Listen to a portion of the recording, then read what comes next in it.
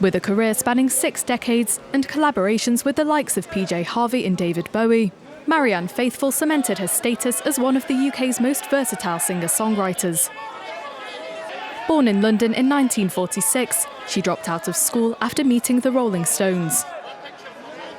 I was learning. It was exactly the period I would have been in university.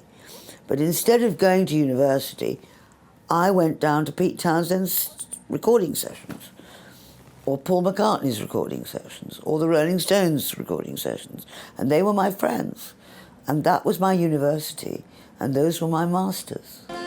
In 1964, Faithfull launched her career with the single As Tears Go By, which reached the UK top 10.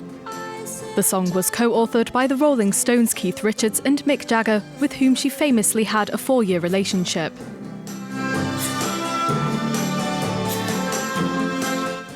But after hitting chart success, Faithfull fell victim to drug addiction after the relationship ended and spent years living on the streets of London.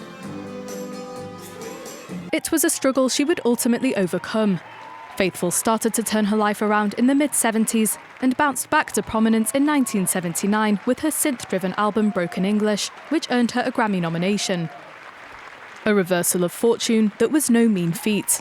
I didn't get here on charm, I can tell you.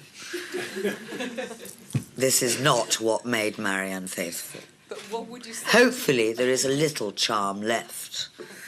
But what would you say to a 17-year-old who wants to... I don't give advice, that's what I don't do. That's rule 1, do not give advice. My advice is very, very simple. Don't take heroin and don't smoke crack. She went on to release more than a dozen albums. Alongside her career in music, Faithfull also tasted success as an actress, taking on roles including Ophelia in Tony Richardson's Hamlet and playing herself in Jean-Luc Godard's 1966 film Made in the USA. After rebounding from a string of health issues in recent years, including a broken hip and COVID, Faithfull has died aged 78.